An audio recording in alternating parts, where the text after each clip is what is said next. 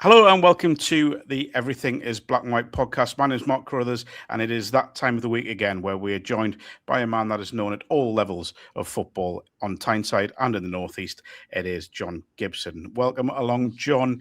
A very, very good week for Newcastle United, extended by an unbelievable win in Qarabag.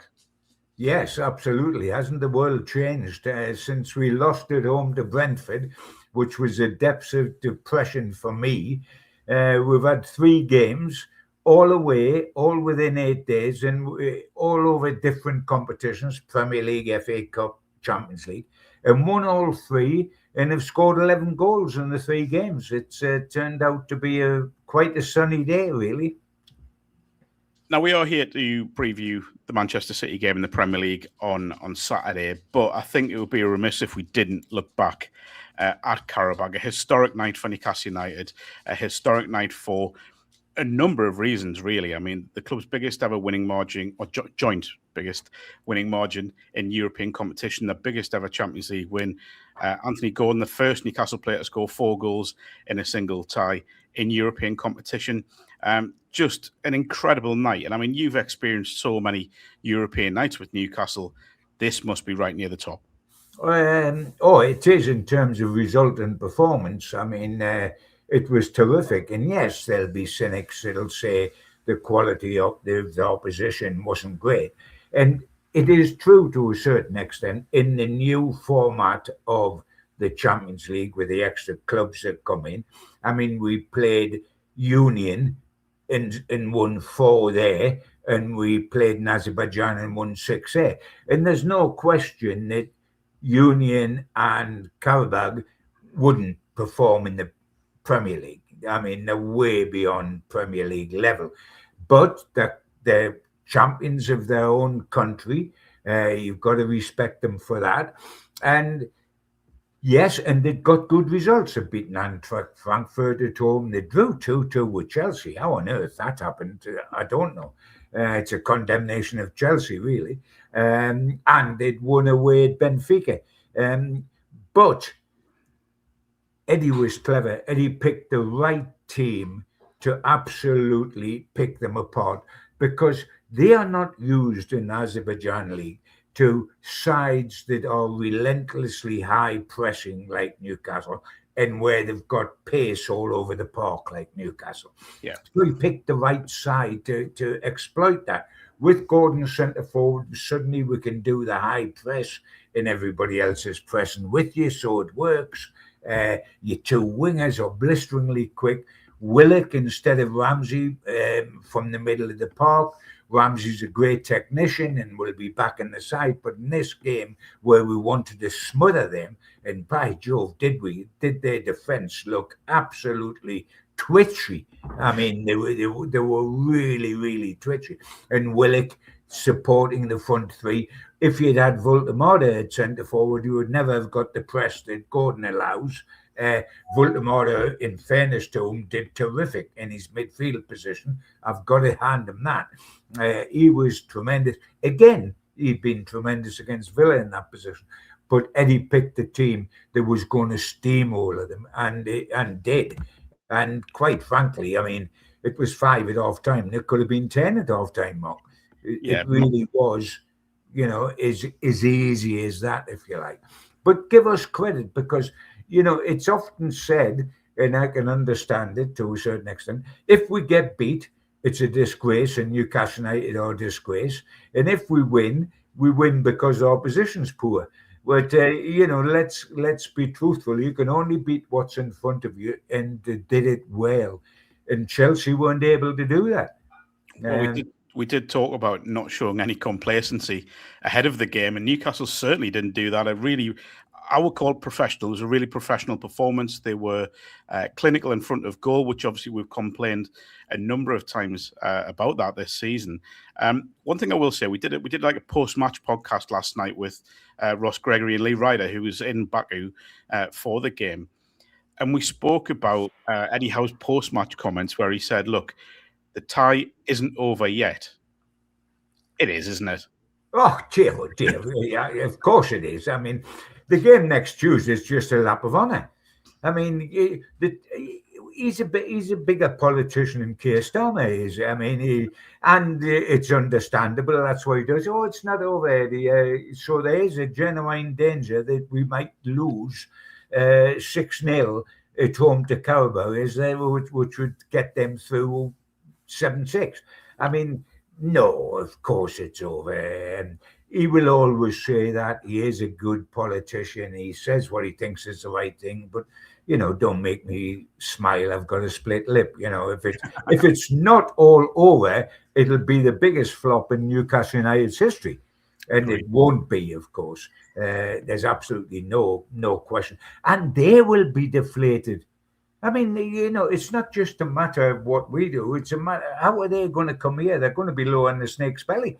I mean, they've just lost 6 at Liverpool and they've just lost 6 at home to Newcastle. They're going to love coming to Newcastle, aren't they? They're going to think, oh, this tie's there to be won. We know that because their manager said so. Not at all. Not at all. I mean, he can rest. I mean, what he can do now, and he'll only start thinking about it now he's back home, is he can actually pick his best team for Man City, knowing that he can then rest a few of the players for the return with Qarabag, because, the game is over. So you can perhaps rest people that need rest. And Chow's already out because he was booked of the second leg. And he can rest people like Trippier and people up front if he wants to. I was going to say he can rest Gordon, but Gordon will probably want to play and score another 4 because he's setting an all-time record with Champions League goals. So he'll probably be dying to play. But you can bring in, if they're fit, people like Botman, people like Wisser, Ramsey. You can look at whether you want to play the kids from the start or bring them on after 55 minutes and give them a real run as subs. Neve and the young right back, and start with Asula. Etc. And I think he will do all that. So, yes, the game is over. If it's not over, it's the biggest shock we've ever seen in my life. And then I tell you what I found was interesting and fun, and no doubt you touched on it. When half time, when Trips decided to have words with Anthony Gordon. I think he should have left it for the dressing room, to be truthful, rather than in front of the cameras, but it just happens by accident, doesn't it? Yeah. And I know where both are coming from.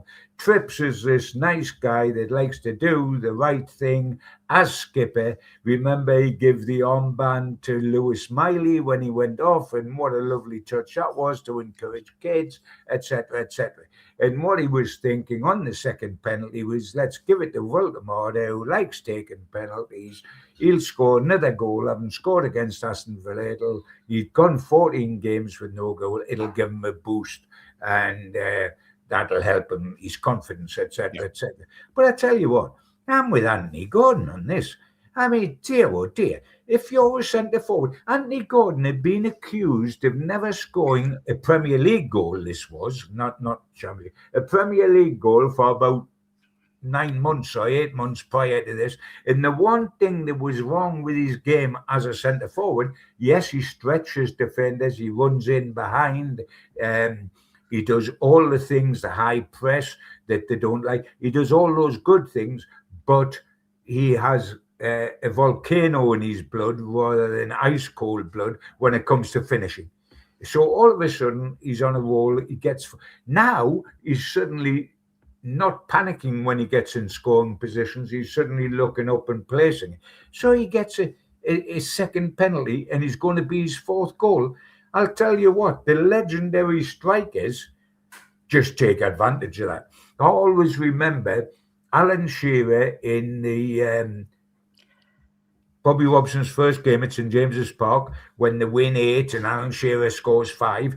He gets his second penalty of the game right at the death in the 83rd minute or something. Young Paul Robinson makes the penalty. He's on as a sub. He's brought down. He makes a penalty. He says to Alan, would you let me take it? And Alan says, take a hike. Are you kidding me? I'm the penalty taker. I take the penalties. And he scores his 5th goal. Supermac scores 5 goals at Wembley for England against Cyprus. It was record breaking. And during that, he told me the tale of it.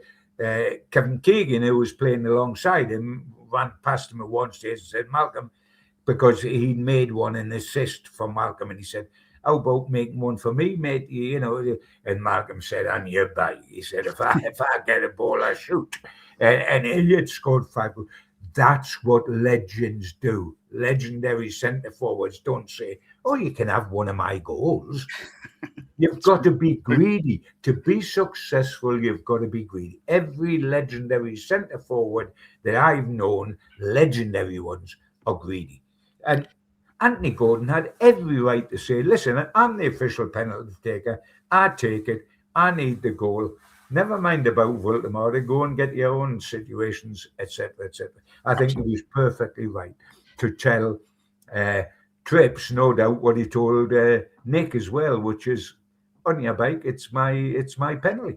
Yeah, I'm fairly certain the words that we use were probably unbroadcastable on a podcast such as this one. But yeah, from the highs of Qarabag and that unbelievable night in Baku, we'll move on to a slightly more negative environment for Newcastle United, which is Manchester City's Etihad Stadium. Before we look forward to that, I will say a big thanks to our sponsors at NordVPN.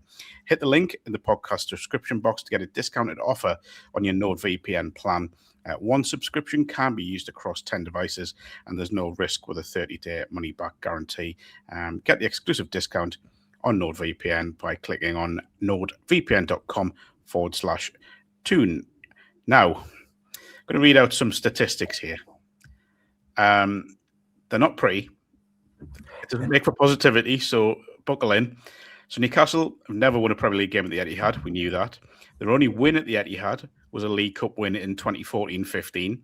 They haven't scored a league goal there since the 2018-19 season when DeAndre Yedlin scored in a defeat. The last point there was a goalless drawn 2006-2007.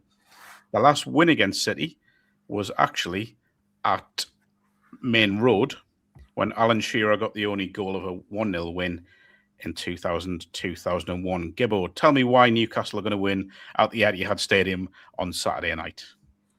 Well, for a start, it's a free hit as far as I'm concerned. My spirits have been lifted so much by the last 3 away wins that it's almost a free hit. I feel no pressure, so they will feel no pressure. You know why I feel no pressure? Because let's take the worst case scenario. It goes according to the way it's gone in history, i.e. we'll lose. Yeah. So what? Almost, because what's going to happen after this game is that we've got a succession of home games. We'll come home and we'll play Qarabag. Then we come home and we'll play Everton at home. And then we'll play Manchester United at home. So we can go on another run. It's a free hit. The pressure's off. Everything's against us. You've just told us about history being against us. It's also against us that Man City have sat all week with their feet up, their carpet slippers on, their feet up on the settee, having a cup of tea in a nice rest, having left half their team out of the FA Cup tie before that because they were only playing Salford. We had to go to Villa and beat Villa, playing the very best you can, beat Villa and 3 officials as well. And then we had to go 5,000 miles there and back and then go down to Man City. Yep. Also, what's against? So there's the 2 things against us. The third thing against us is Arsenal having a 2-0 lead over Wolves, the bottom team, and they're pegged back to 2-2. All of a sudden, Manchester City have got to put their foot on the accelerator against us and make certain they get 3 points to really ruffle Arsenal and play catch up and put pressure on Arsenal. So there's even more incentive on Man City. You know what? I don't care. We're in a good mood. We've done well for 3 games. We're going down there, maybe a little bit tired, but with no pressure on us. We're going down with the freedom. We're going down knowing that we've got a rest against Qarabag for certain players and that we've got a succession of away games. So let's go and have a pop at them and see what comes out of the other side. Yeah, I always find it really interesting because I think sometimes too much is made of history. And yes, totally.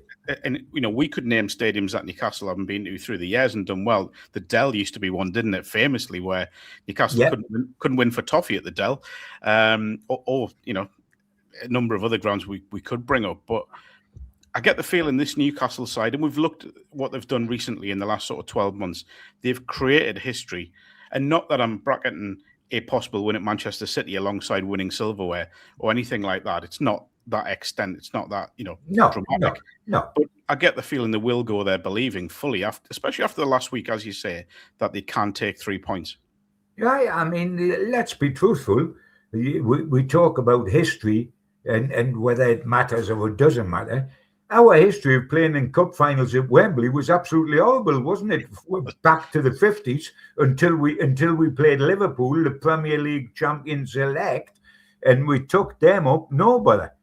So, history. I'm very cynical about it. History's yesterday. This is today, and we're going to talk about tomorrow as well. But yesterday's yesterday. This is today. It's a totally different thing. History is there to be broken and to be created.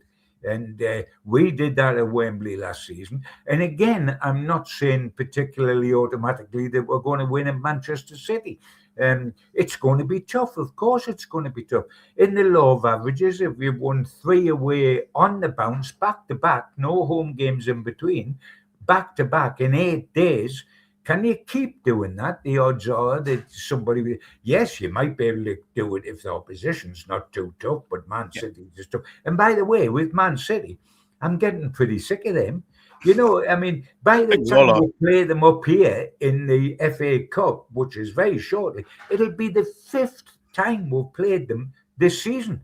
Yeah. You know what it is? You know when there's a knock on your front door, Mark, and you open the front door and, oh, not you again. It's the same blokes and they're standing on the doorstep.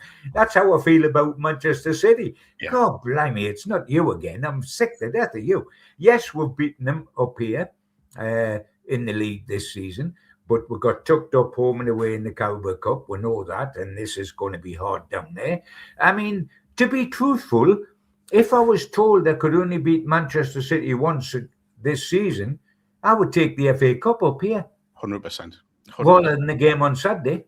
I would take the FA Cup up here. And I think we've got a better chance in the FA Cup up here, obviously, because it is a one-off up here, etc.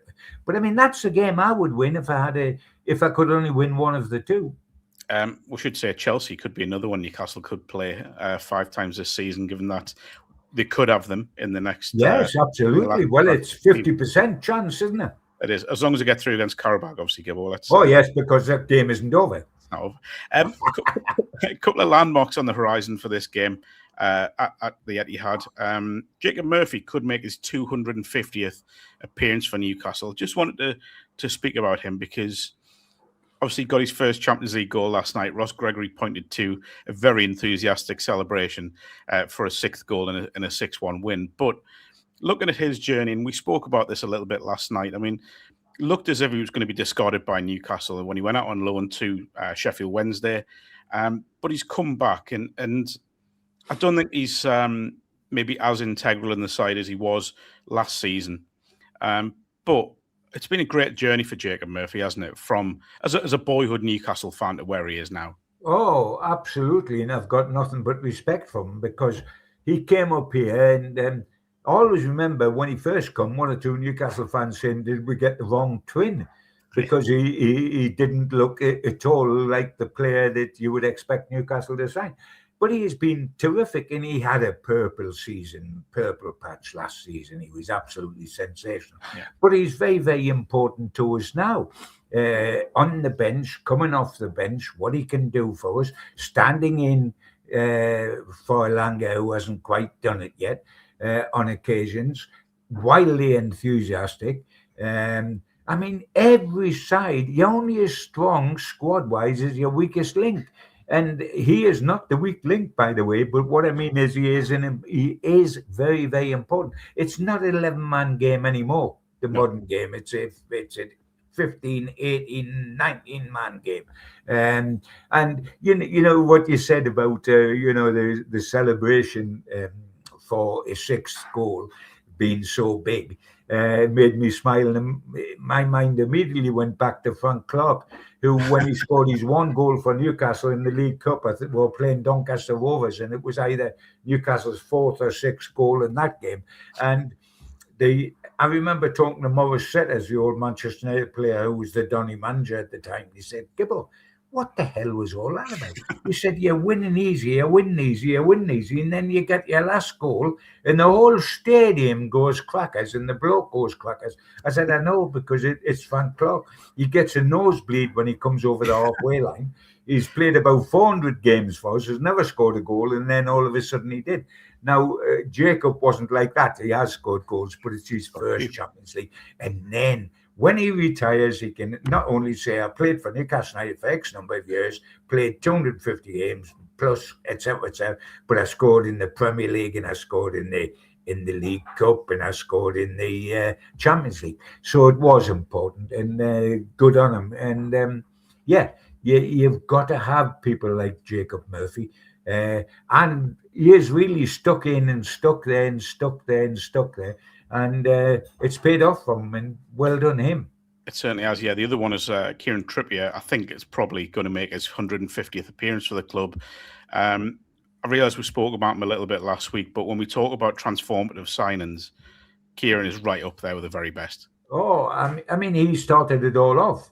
He's a guy that came here. Bruno was very quick as well, but he's a guy that came here and led by example, and was such a leader. He doesn't need the armband to be a captain. He's just a captain naturally. And he was such a leader in early doors, scoring those free kicks around the edge of the box, and his wild enthusiasm and his ability. Yes, he's slightly a different animal now. He's a lot older. He's about 35. His legs are shot. He's in his last season with us. I'm pretty certain of that because of, and really we've run him into ground. He's like a car without any petrol, isn't he? Because we can't play anybody else there with Miley injured, who stood in well at right back.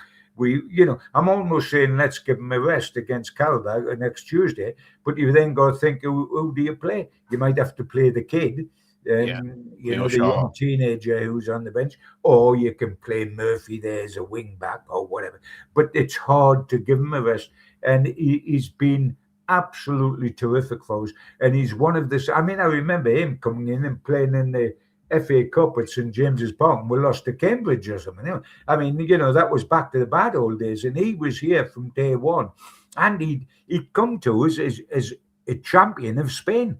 Atletico Madrid had just won the title, not Barcelona or Real Madrid. So that's how good he was, and we owe him a lot, and we owe Murphy a lot. And I always say, don't forget people. Like I don't forget Dubrovka. With what he did for Newcastle, Lascelles, what he did. It's not just all about the glitzy showbiz stars. There's sometimes you've got to say, hey, without him, this journey would not have happened. And without Trippier and without people like Murphy, this journey would never have happened. Absolutely agree. On to our favourite subject, which is team selection. Yes. Eddie Howe doesn't have a lot of options, was boosted by the return of Joe Linton in that win in Qarabag. I would expect that he will probably start on Saturday, having a little bit of time off the bench last night. And you think that midfield maybe needs a little bit of a refresh, and Joe Linton's return feels well timed? Yes. As I said, I think he can play his best side if he wants to against Man City, because he knows he can rest quite a few people on Tuesday night in the Champions League, 6-1 up. And yes, there's a case. I mean, Joe Linton, I look at it two ways. He's going to take part in this match of Man City without a shadow of doubt. But do you just bring him on as a sub in the second half and get a bit more on his legs, and then start him in the Qarabag Cup on Tuesday night, right from the start, giving them that little extra? You can do it that way, or you can do it the other way and start him. One of the reasons why I mightn't start him, I mean, it's his position that Voldemort has been playing in. And I've liked Voldemort in that position for 2 games. So personally, I would be tempted to keep Voldemort there and bring Joe on from, and then put Joe in on Tuesday night. But yes, there's Joe Linton can come into midfield. Ramsey could come in for Willock if he wants to shuffle it around a little bit. I don't think you can do much with the back four. No. The keeper will remain the keeper because I think Ramsdale will probably play on Tuesday night. So your back four would pick itself in midfield. You've got the options of Joe Linton and Ramsey to look at the others. Certainly give Tonali a rest at some time, but not in this game, probably Tuesday night. I would play him down in Man City, but I would perhaps play Ramsey ahead of Willock because Willock was the runner we needed out there when they couldn't handle pace. You might need the more technical players from midfield at City because they're technically hugely good in the middle of the park. And Ramsey is technical, so he could play with Tonali for that. You've always got Murphy or Elanga for the right side. I would go with Gordon. He's our centre forward. He's our best centre forward at the moment, which says an awful lot about spending 124 million this summer on Voldemort and Wissa, by the way. But because he's a Newcastle United type centre forward, the way they play now, he runs beyond. He turns the back four. He runs beyond. He can lead the high press, and he's effervescent. He's full of enthusiasm. He twists and turns. Defenders suffer from a twisted sock when they play against him because they're turning so many different ways. You don't want to play Voldemort up there because I much prefer him where he is. Wissa, we don't even know if he's fit, but he's out of sorts. I would keep Gordon at centre forward. And you know what else it does? It allows Harvey Barnes to play in the position he prefers, outside left as opposed to outside right. And he's a goal scorer. So it gets both Gordon and Barnes into the same side. Yeah. So I would do that, and then you play Elanga or you play Murphy on the right, and the one you don't play at City, you play on Tuesday night. Yeah, and obviously defensively, as you say, he'll probably stay the same, but they do have an issue. What else can he do? The only possibility, if he was fit, is Botman. But then you need Botman on Tuesday night because you've got Chow out. Absolutely took my next question out my mouth there. I was just about to mention that, but I will not. Now, I did warn you before we started that I did have a little bit of a trivia question. Yes, you did. I'm intrigued. I think it's pretty straightforward, I've got to be honest. I'm not trying to set you up here. No. 4 other players have scored a hat-trick in Europe for Newcastle before Anthony Gordon. 4 players have. Now, I'm not going to say, and I apologise to him for this, he is an absolute club legend.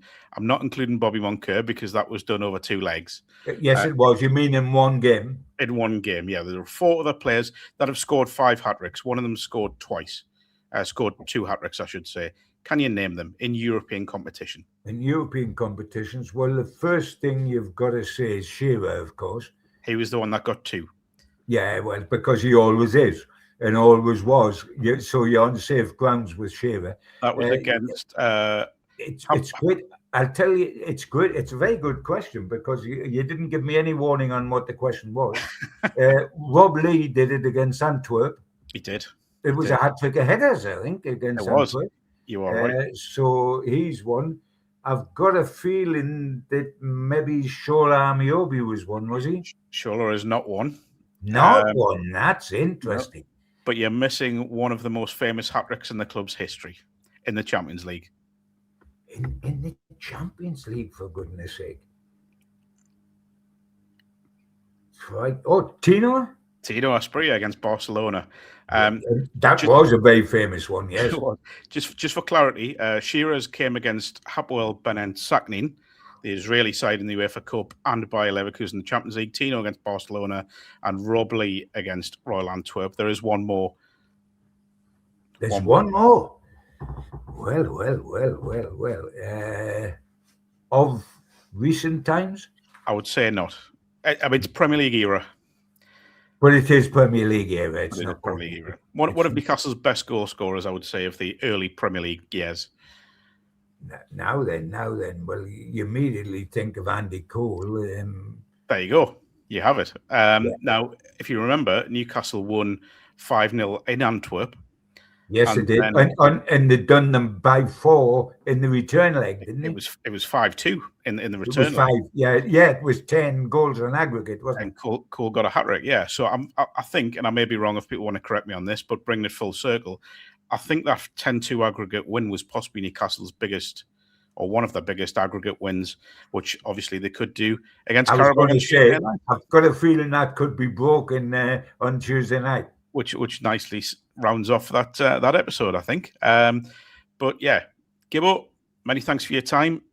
We'll be back ahead of Saturday night's trip to Manchester City with a view from the opposition. And then myself and Gibbo will be back on Monday, looking forward to the second leg of that tie with Qarabag. And I'll be joined for the Monday show as well. So there's plenty coming up on the Everything is Black and White podcast. We will see you then.